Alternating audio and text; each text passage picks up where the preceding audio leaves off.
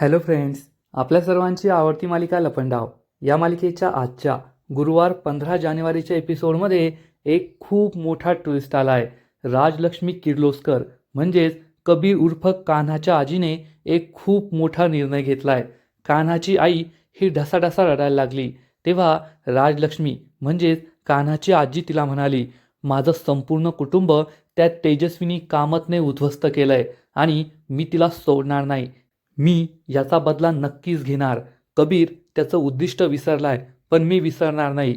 मी तुला वचन देते, तेजस्विनी कामतची ही शेवटची पिढी असेल. मी तिला नेस्तनाबूत करून टाकेल आणि त्यानंतर चक्क सखीवर हल्ला होणार, जीवघेणा हल्ला. मग हा जीवघेणा हल्ला राजलक्ष्मी कामतने केलाय का, कान्हा कबीरच्या आजीने केलाय का? कारण तिने आत्ताच आपल्या सुनेला वचन दिलं होतं की ही तेजस्विनी कामतची शेवटची पिढी असेल आणि जर तिची ही शेवटची पिढी असेल तर मग तेजस्विनी कामत म्हणजेच सरकारसुद्धा राहणार नाही आणि सखीसुद्धा जिवंत राहणार नाही. आणि यामुळेच कदाचित सखीला मारण्यासाठी राजलक्ष्मी किर्लोस्करने कान्हाच्या आजीने कोणाला तरी पाठवलंय. म्हणजे आता कान्हाला फक्त सरकारविरुद्धच नाही तर आपल्या आजीविरुद्ध सुद्धा लढावं लागणार आहे की या सगळ्यामध्ये सखीची काहीच चूक नाहीये आणि तू सखीला काहीच करू नको. म्हणजे एकूणच ही मालिका दिवसेंदिवस खूपच इंटरेस्टिंग होत चालली आहे. तर फ्रेंड्स, हे सगळं नेमकं घडलं तरी कसं हे जाणून घेण्यासाठी हा व्हिडिओ शेवटपर्यंत नक्की पहा. आजच्या एपिसोडच्या सुरुवातीलाच सखी सर्व रूममध्ये असते आणि दाभडे मावशींच्या हॉस्पिटलचं बिल कुणी भरलं, 10 लाख रुपये कुणी दिले हे शोधण्यासाठी CCTV फुटेज चेक करत असते. तेव्हा तिला दिसतं की हॉस्पिटल बाहेर 2 मोठ्या गाड्या येऊन थांबल्या आणि एका गाडीमधून हा श्रीमंत माणूस उतरला आणि मग त्याचे बॉडीगार्ड सुद्धा तेथे उभे होते. सखी निरखून पाहत असते की हा मोठा श्रीमंत माणूस नेमका कोण आहे आणि त्याच वेळेस किरण तेथे येतो. किरण हे पाहून चांगलाच घाबरतो की सखी CCTV फुटेज चेक करते आणि तो माणूस कबीर म्हणजेच कान्हा आहे हे जर सखीला समजलं तर आपलं काही खरं नाही. त्यामुळे किरण खूप घाबरतो. सखी त्याला म्हणते, बरं झालं किरण तू आलास, मी CCTV फुटेज चेक करते. आता आपल्याला कळेल तो श्रीमंत व्यक्ती कोण आहे ज्याने दाभाडे मावशींसाठी पैसे भरले होते. त्यामुळे किरण चांगलाच घाबरतो. सखी सगळ्या अँगलने पाहण्याचा प्रयत्न करत असते, पण हॉस्पिटल बाहेर जे सगळे CCTV असतात त्यामधून सखीला फक्त एवढंच दिसतं की हा माणूस गाडीतून उतरलाय आणि पाठीमागून तो दिसतो, पण त्याचा चेहरा मात्र सखीला दिसत नाही. सखी ही वेगळं फुटेज लावते, पुढील फुटेज सुरू करते, वेगळे कॅमेरा अँगल चेक करते, पण तिथे तिला चक्क एम्प्टी म्हणजे खाली आहे, CCTV फुटेज नाहीये असा मेसेज दिसतो. सखीला जबर धक्काच बसतो. सखी ही सगळीकडे चेक करते आणि विचार करते, हे एम्प्टी कसं, पुढचं CCTV फुटेज कोठे गेलं, दुसरे कॅमेरा अँगल कोठे गेले. पण तिला काहीच सापडत नाही आणि ती खूप चिडते. शिट यार असं म्हणून ती सर्व रूमच्या बाहेर निघून जाते. तर किरण मात्र चांगलाच खुश होतो आणि म्हणतो, वा कान्हा वा, मानलं तुला मित्रा. खरंच काय डोकं आहे तुझं. तुला आधीच माहीत होतं की सखी येथे येणार आहे आणि ती CCTV फुटेज चेक करणार आहे. किरणला आठवतं की कालच कान्हा आणि तो या सर्व रूममध्ये आले होते आणि मग कान्हाने ज्या अँगलने त्याचा चेहरा दिसतोय तो अँगल आणि यानंतरचं हॉस्पिटलमधलं CCTV फुटेज हे सगळं डिलीट करून टाकलं होतं. तेव्हा किरण हा कान्हाला विचारतो, अरे हे CCTV फुटेज डिलीट करायची काय गरज आहे, कोण येऊन चेक करणार आहे? तर कान्हा किरणला म्हणाला होता, अरे त्या आई आणि मुलीला मी चांगलंच ओळखतं. त्या दोघींपैकी कुणीतरी नक्कीच येथे येईल आणि हे CCTV फुटेज चेक करेल. दाभाडे मावशींना कुणी मदत केली हे शोधून काढेल आणि त्यांच्या येण्याआधीच मी ही CCTV फुटेज डिलीट करतोय म्हणजे कोणताच धोका राहणार नाही. किरणला हे सगळं आठवतं. किरण म्हणतो, खरंच कान्हा तू ग्रेट आहेस. आणि तो झालेला सगळा प्रकार सांगण्यासाठी कान्हाला फोन करू लागतो, पण कान्हाचा फोन स्विच ऑफ लागतो.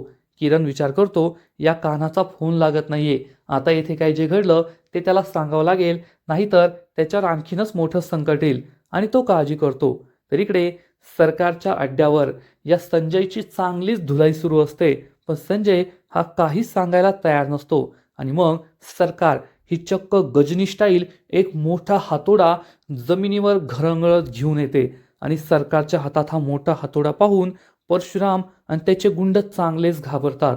सरकार संजय जवळ येते आणि त्याला म्हणते, तुला शेवटचं विचारते मी, लवकरात लवकर सांग, तू कोणासाठी काम करतो आणि कोणाच्या सांगण्यावरून तू ते 10 लाख रुपये घेऊन हॉस्पिटलमध्ये आला होतास. पण संजय एक शब्दही बोलत नाही. सरकार खूप चिडते. परशुरामला समजतं की सरकार आता हातोडा त्याच्या डोक्यात घालणारे, नाहीतर त्याला खूप मोठी इजा करणारे. त्यामुळे परशुराम खूप घाबरतो आणि सरकारला म्हणतो, सरकार तुम्ही हे काय करताय? आधीच तो अर्धमेला झालाय. जर त्याला या हातोड्याने मारलं ना तर तो मरून जाईल. असं करू नका. पण सरकार ही परशुरामला बाजूला करते आणि या संजयला पुन्हा एकदा विचारते, ही तुला शेवटची संधी आहे. सांग लवकर, तू कोणासाठी काम करतोस? तू कोणाच्या सांगण्यावरून ते 10 लाख रुपये घेऊन आला होता? बोल लवकर. पण संजय एक शब्दही बोलत नाही. त्यामुळे सरकारचा राग अनावर होतो आणि सरकार चक्क हा मोठा हातोडा उचलते आणि या संजयच्या गुडघ्यावरच मारते. त्याचा पायच तोडते. संजय जोरात किंचाळतो, आ! आणि ही किंचाळी ऐकून परशुराम, त्याचे गुंड हे सुद्धा घाबरतात. आपला चेहरा लपवून घेतात. त्यांना सुद्धा हे दृश्य पाहवलं जात नाही. पण सरकार मात्र या संजयकडे पाहत असते एखाद्या राक्षसासारखी. म्हणजेच सरकार किती निर्दयी आहे, ती काय करू शकते याचा अंदाज आपला यावरून आलाय. त्यामुळे कान्हाच्या आईबापाबरोबर सुद्धा कान्हाच्या कुटुंबाबरोबर तिने असंच काहीतरी वाईट केलं असेल, ज्यामुळे कान्हा आणि त्याची आजी तिचा बदला घेण्यासाठी आले आहेत. इकडे सखी सदन चाळीमध्ये सखी तिच्या खोलीत असते आणि झालेल्या सगळ्या गोष्टी आठवते. ती तिच्या ब्लॅकबोर्डवर चक्क 3 पॉइंटर्स लिहिते. त्यामध्ये लिहिलेलं असतं की दाभाडे मावशीवर गोळी झाडली गेली. दुसरा पॉइंट असतो डॉक्टरांनी 10 लाखाचा खर्च सांगितला. आणि तिसरा पॉइंट असतो एका अनोळखी श्रीमंत माणसाने पैसे भरले. म्हणजे सखी हे शोधून काढण्याचा प्रयत्न करते की आज सकाळपासून जे जे घडलं. तिला आठवतं की सकाळी दाभाडे मावशींना गोळी लागली. मग आपण सगळे त्यांना हॉस्पिटलमध्ये घेऊन गेलो. डॉक्टरांनी इलाजासाठी 10 लाख रुपयांची मागणी केली. आम्ही सगळ्यांनी पैसे जमा करण्याचा प्रयत्न केला, पण पैसे जमा झाले नाहीत. आणि मग त्यानंतर एका श्रीमंत व्यक्तीने दाभाडे मावशींची हॉस्पिटलची फीस भरली. ती सगळे पॉईंट्स एकमेकांना जुळवण्याचा प्रयत्न करत असते. त्याच वेळेस कान्हा रूममध्ये येतो आणि विचारतो, सखी मॅडम तुम्ही कसला अभ्यास करताय? तर सखी सांगते, बरं झालं कान्हा तू आला.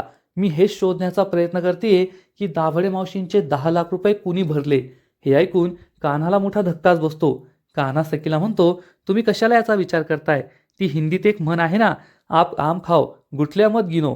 तर सखी म्हणते, असं कसं? त्या व्यक्तीने आपली एवढी मदत केली आहे, मग तो कोण आहे हे तर आपण शोधून काढायला हवं ना. आणि मला तर त्याला थँक्यू म्हणायचं आहे. आपण सगळे चाळकडे जाऊ, त्यांना थँक्यू म्हणू आणि हळूहळू त्यांचे सगळे पैसे चुकते करू. पण कान्हाला हे पटत नाही. सखी कान्हाच्या हातात खडू देते आणि म्हणते, आता थोडी मदत माझी कर. एक काम कर, मी तुला 4था पॉइंटर सांगते, तो लिही. आपण त्या माणसाला लवकरच शोधून काढू. कान्हाचा नाईलाज होतो. तो हातात खडू घेतो. तर सखी त्याला सांगते, आज मी हॉस्पिटलच्या सर्व रूममध्ये गेले होते. तेथे मी CCTV फुटेज चेक केलं. म्हणजे आपल्याला कळेल की तो माणूस कोण होता ज्याने दाभाडे मावशीची फी भरली. कान्हा चांगलाच घाबरतो आणि विचार करतो, सखीने CCTV फुटेज चेक केलं, माझ्याकडून काही डिलीट करायचं राहिलं तर नाही ना? सखीला माझा चेहरा तर दिसला नाही ना? त्यामुळे तो चांगलाच घाबरतो. सखी त्याला सांगते, मी CCTV रूममध्ये गेले होते. तेथे मला दिसला तो माणूस. कान्हा खूप घाबरतो, थरथर करू लागतो. सखी पुढे सांगते, पण मला फक्त मागील बाजूनेच तो दिसला, त्याचा चेहराच दिसला नाही. बाकीचं CCTV फुटेज एम्प्टी होतं, कुणीतरी डिलीट केलं होतं. हे ऐकून कान्हाचा जीव भांड्यात पडतो. कान्हा हा खडी फेकून देतो. सखी विचारते, काय झालं? तर कान्हा म्हणतो, तुम्ही काय टाइमपास करताय? त्या माणसापेक्षा मी जास्त महत्त्वाचा आहे की नाही? आज माझा वाढदिवस आहे. एकतर दाभाडे मावशीवर हल्ला झाला, माझा वाढदिवससुद्धा कोणी नीट साजरा केला नाही, कुणी मला विशसुद्धा केलं नाही, गिफ्टसुद्धा दिलं नाही. म्हणजे मी इतका वाईट आहे का? माझा वाढदिवससुद्धा चांगला साजरा होऊ शकत नाही का? सखीच्या लक्षात येतं की कान्हा दुःखी झालाय. कान्हासुद्धा नाराज झाल्याचं नाटक करतो. खरं तर त्याला सखीचं लक्ष वळवायचं असतं 10 लाख रुपये कुणी भरले या प्रश्नावरून. पण सखीला वाटतं की कान्हा खरंच नाराज झालाय. सखी हसते आणि म्हणते, एवढा का नाराज होतोय? आत्ता फक्त 11:45 वाजले आहेत. अजून 15 मिनिटं आहेत तुझ्या बड्डेला. तुझा बड्डे संपण्याआधी मी तुला खूप छान गिफ्ट देईल. असं म्हणून सखी कान्हाचा हात पकडते आणि म्हणते, चल माझ्याबरोबर. कान्हा विचारतो, कुठे जायचंय? सखी म्हणते, तू चल तर. आणि ती त्याला चाळीत बाहेर घेऊन येते. कान्हा विचारतो, सखी मॅडम कुठे जायचंय? म्हणजे मला गाडी काढायला. तर सखी म्हणते, गाडीची काही गरज नाहीये. ती जोरात शिट्टी वाजवते आणि तेवढ्यात रिक्षा येऊन उभी राहते. सखी त्याला म्हणते, आता डोळे बंद करायचे. आणि हे दोघेही या रिक्षात बसतात. या रिक्षावर लिहिलं असतं, लग्नानंतर होईलच प्रेम. आणि खरंच सखी हळूहळू पुन्हा एकदा कान्हाच्या प्रेमात पडते, एवढं मात्र नक्की. या दोघांची रिक्षा जाऊ लागते तर कान्हा सखीला म्हणतो, सखी मॅडम, तुम्ही मला किडनॅप करताय का? तुम्हाला आधीच सांगतो, माझ्यासाठी कुणीच तुम्हाला पैसे देणार नाही. तर सखी म्हणते, मला तुला किडनॅप करण्याची गरज नाही आहे. आणि हे दोघेही एका फालुदाच्या गाडीवर पोहोचतात. सखी कान्हाला चक्क आईस्क्रीमची पार्टी देणार असते. सखी कान्हाला या बाकड्यावर बसवते आणि म्हणते, डोळे नाही उघडायचे, थांब, मी आत्ता येते. सखी या आईस्क्रीमच्या फालुदाच्या गाडीवर जाते आणि तेथून आईस्क्रीम घेऊन येते. आणि त्याच वेळेस काही लहान मुलंसुद्धा तेथे येऊन उभी राहतात. सखी कान्हाजवळ येते, कान्हाला डोळे उघडायला सांगते आणि हॅपी बर्थडे कान्हा असं म्हणून त्याला हे आईस्क्रीम देते. कान्हाला खूप आनंद होतो. ही मुलंसुद्धा हॅपी बर्थडे दादा असं म्हणतात. सखी विचारते, तुम्हाला सुद्धा आईस्क्रीम खायचंय का? ही मुलं हो म्हणतात. सखी त्यांनासुद्धा आईस्क्रीम देते. मुलं छान आईस्क्रीम खाऊ लागतात. सखी आणि कान्हा एकमेकांकडेच पाहत असतात. कान्हा सखीला म्हणतो, खरंच तुम्ही माझा बड्डे खूप छान साजरा केलाय. हा बड्डे नेहमी माझ्या लक्षात राहील, मी कधीच विसरणार नाही. सखी म्हणते, एवढं काही नाही केलं मी, तू माझ्यासाठी स्पेशल आहे ना, आज तुझा बड्डे, मग तुझा बड्डे स्पेशल व्हायलाच हवा ना. आणि मग सखी आणि कान्हा दोघेही आईस्क्रीम खाऊ लागतात, एकमेकांच्या नजरेमध्ये हरवून जातात. बॅकग्राऊंडमध्ये एक रोमॅन्टिक गाणं सुरू होतं. सखी आणि कान्हा एकमेकांकडे पाहतच राहतात. म्हणजे आता सखीच्या मनात कान्हाबद्दल जो राग होता तो हळूहळू कमी व्हायला लागलाय. आणि लग्नाआधी जशी सखी कान्हाच्या प्रेमात पडली होती, तशीच ती पुन्हा एकदा कान्हाच्या प्रेमात पडतीये, एवढं मात्र नक्की. पण कान्हा आणि सखीचं प्रेम हे सखीसाठी खूप धोकादायक आहे. कारण कान्हाचं उद्दिष्ट वेगळं आहे. कान्हा जरी सखीच्या प्रेमात पडला, पण कान्हा म्हणजेच कबीरची आजी राजलक्ष्मी किर्लोस्कर, तिला ते काही आवडणार नाही आणि ती आता खूप मोठा निर्णय घेणार आहे, हे सुद्धा पाहणं खूप इम्पॉर्टंट आहे. दुसऱ्या दिवशी सकाळी सरकारच्या बंगल्यावर कुल्फी ही चक्क गेट वेल सूनचं कार्ड बनवत असते. तेवढ्यात गौतम तेथे येतो आणि हे कार्ड पाहून विचारतो, कुल्फी, तू कोणासाठी हे गेट वेल सूनचं कार्ड बनवतीये? तर कुल्फी सांगते, दाभाडे आजीसाठी. आज मी त्यांना भेटायला जाणार आहे ना, तेव्हा मी त्यांना हे कार्ड देईल. गौतम खूप खुश होतो आणि म्हणतो, छान छान, मी सखी दिदीला कॉल करतो. आणि तो सखीला कॉल करतो. इकडे सखी किचनमध्ये असते. ती फोन उचलते. तेव्हा गौतम विचारतो, सखी, आता दाभाडे मावशींची तब्येत बरी आहे का? सखी सांगते, हो काका, काल त्यांचं ऑपरेशन झालंय, त्यांना बरं वाटतंय. आज आम्ही त्यांना डिस्चार्ज करून घरी घेऊन येणार आहोत. तेव्हा गौतम म्हणतो, ठीक आहे, तुला आणि तुझ्या चाळीतील लोकांना काहीही मदत लागली तरी मला सांग, मी लगेच येईल.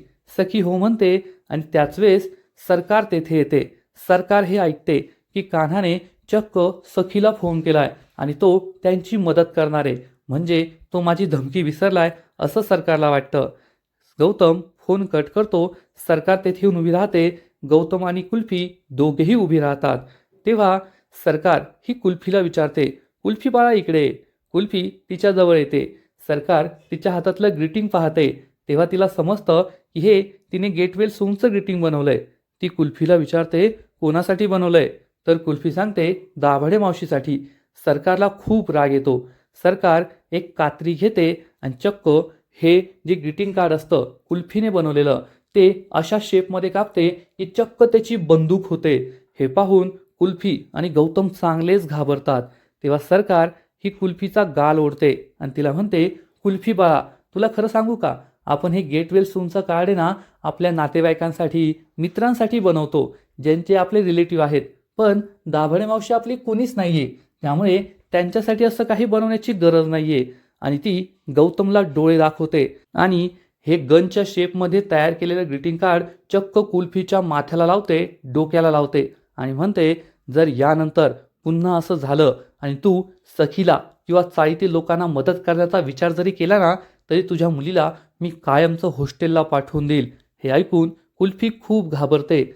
तर गौतमला समजतं की सरकार त्याला आठवण करून देतीये की तू माझ्या वाकड्यात जाऊ नको, नाहीतर मी तुला जी धमकी दिली होती ना, ती विसरू नको, मी या कुल्फीचा जीव सुद्धा घेऊ शकते. त्यामुळे गौतम चांगलाच घाबरतो. कारण त्याला सगळं आठवतं. जेव्हा त्याला तेजस्विनी आणि मनस्विनीचं सत्य कळालं होतं, तेव्हा सरकारने त्याला हीच धमकी दिली होती की मी तिला सोडणार नाही, मी कुल्फीचा जीव घेईल. त्यामुळे तो खूप घाबरलेला असतो.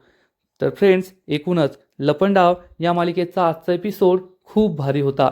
सखीने कान्हाचं सत्य जाणून घेण्याचा विडा उचललाय की दावडे मावशींच्या 10 लाख रुपये कुणी भरले. ती CCTV रूमपर्यंत सुद्धा पोहोचली होती. पण कान्हाने आधीच हुशारी दाखवून हे CCTV फुटेज डिलीट केलं होतं, म्हणून तो वाचला. तर दुसरीकडे सरकारने संजयचा पायच मोडलाय. त्यामुळे सरकारने आता त्याचा जीव घेण्याचं ठरवलंय. पण संजय हा खूप इमानदार आहे. तो मिठाला जागणार आहे. त्यामुळे तो कबीर किंवा राजलक्ष्मीचं नाव घेणार नाही, एवढं मात्र नक्की. पण सरकारला ज्या दिवशी हे सत्य कळेल त्या दिवशी कबीर कान्हाच्या जीवाला धोका असेल, हे सुद्धा खरं. आजचा एपिसोड तर भारी होता, पण या मालिकेचा पुढचा एपिसोड आणखीन जबरदस्त असणारे, एक खूप मोठा ट्विस्ट या मालिकेत येणारे, जो कान्हा आणि सखीसाठी खूप धोकादायक असेल. मग नेमकं असं घडणार तरी काय? तर फ्रेंड्स, पुढील एपिसोडमध्ये असे अनेक ट्विस्ट येणारे.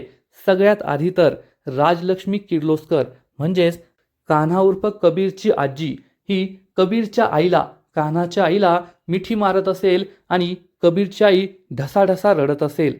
कदाचित कबीरच्या आईला झालेल्या सगळ्या जुन्या गोष्टी आठवतील की कसं तेजस्विनी कामतने म्हणजे सरकारने तिच्या नवऱ्याचा, कान्हाच्या बापाचा खून केला होता, त्याला मारून टाकलं होतं. आणि मग राजलक्ष्मी किर्लोस्कर, कान्हा उर्फ कबीरची आजी, ही तिच्या आईला म्हणेल, बाळा रडू नकोस.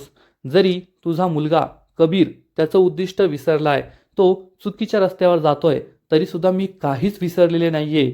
या सरकारने माझं संपूर्ण कुटुंब उद्ध्वस्त केलंय, माझ्या निष्पाप मुलाला मारलंय, त्याचा खून केलाय आणि मी याचा बदला घेणारच. मी तुला वचन देते, ही तेजस्विनी कामतची शेवटची पिढी असेल. मी तेजस्विनी कामतला सुद्धा जिवंत ठेवणार नाही आणि तिच्या कुटुंबामध्ये कोणालाच जिवंत ठेवणार नाही. म्हणजे ही जी केस आहे, हा जो सूड आहे, हा खूप भयानक आहे. आपल्याला आत्तापर्यंत असंच वाटत होतं की तेजस्विनी कामत म्हणजे सरकारला बर्बाद करण्यासाठी कान्हा आणि कान्हाच्या आजीने हा सगळा डाव रचलाय. परंतु आता कान्हा उर्फ कबीरची आजी हे म्हणतीये की मी तेजस्विनी कामतची पिढी संपवणार आहे. ही तेजस्विनी कामतची शेवटची पिढी असेल. म्हणजे तिचा असा विचार आहे की फक्त तेजस्विनी कामतला बर्बाद नाही करायचंय, तर तिचं संपूर्ण कुटुंब संपवून टाकायचंय, त्यांचा जीव घ्यायचा आहे. आणि यासाठी ती पुढचा प्लॅन तयार करणार. कारण जेव्हा सखी सदन चाळीत असेल तेव्हा तिला संशय येईल की कुणीतरी तिचा पाठलाग करतंय. मग आता कान्हाच्या आजीने, कबीरच्या आजीने, राजलक्ष्मी किर्लोस्करने तर या सखीच्या पाठीवर, तिच्या मागावर कोणा गुंडाला तर पाठवलं नसेल ना, ती सखीला किडनॅप तर करणार नसेल ना, हे पाहणं खूपच इंटरेस्टिंग असणार आहे. तर दुसरीकडे सरकार ही परशुरामवर खूप चिडणार आणि चक्क परशुरामच्या सनसनीत मुस्काटात मारणार, त्याचं थोबाड फोडणार. मग परशुरामने असं काय केलंय ज्यामुळे सरकार त्याच्या थोबाडीत मारतीये? कदाचित संजयकडून त्याला वधून घेता आलं नाहीये की त्याचा मालक कोण आहे, तो कोणासाठी 10 लाख रुपये घेऊन आलाय, म्हणून सरकार एवढी चिडली आहे असं वाटतं. त्यामुळेच सरकारने परशुरामच्या मुस्काटीत मारली आहे. आणि मग त्यानंतर सखी ही जेव्हा रूममध्ये येईल तेव्हा सखी आणि कान्हा बोलत असतील आणि त्याच वेळेस कान्हाला चक्क त्याच्या आजीचा फोन येणार, राजलक्ष्मी किर्लोस्करचा, आणि त्याच्या मोबाईलमध्ये आजीचा नंबर मा या नावाने सेव्ह असेल. सखी हे पाहिल की कान्हाला माचा फोन आलाय आणि मग सखी कान्हाला जाब विचारणार की कान्हा, ही मा कोण आहे? माने तुला फोन केलाय, तुझ्या मोबाईलमध्ये त्यांचा नंबर सेव्ह आहे. मग कान्हा आता सखीला काय उत्तर देणार की ही मा नेमकी कोण आहे? तो तर सखीला सांगू शकत नाही, मा म्हणजे माझी आजी आहे. कारण कान्हाने सखीला सांगितलंय की मी अनाथ आहे, या जगात माझं कोणीच नाहीये. त्यामुळे तो सखीला खरं सांगू शकत नाही. आणि सखीला मात्र आता दिवसेंदिवस कान्हावरचा संशय वाढत जाणार आहे. कान्हा काय उत्तर देईल हे पाहणं सुद्धा खूप इंटरेस्टिंग असेल. तर फ्रेंड्स, आता असं वाटतंय की या मालिकेमध्ये सगळ्यात मोठा ट्विस्ट येणार आहे. कान्हा सरकारला बर्बाद करायला आलाय, पण सरकारच्या मुलीवर म्हणजेच सखीवर त्याचा जीव जडलाय, तो सखीवर प्रेम करतोय.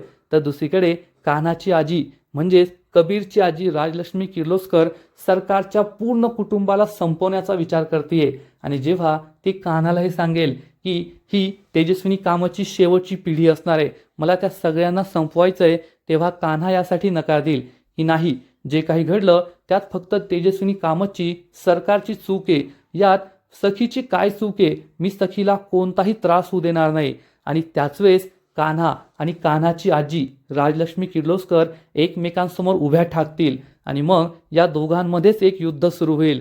आता कान्हाला फक्त सरकारपासूनच सखीला नाही वाचवायचंय, तर स्वतःच्या आजीपासून राजलक्ष्मी किर्लोस्कर पासून सुद्धा सखीला वाचवायचंय, एवढं मात्र नक्की. आणि हे सगळं करताना कान्हाच्या नाकी नऊ येतील आणि या मालिकेत आणखीन जबरदस्त ट्विस्ट येतील, हे सुद्धा खरं.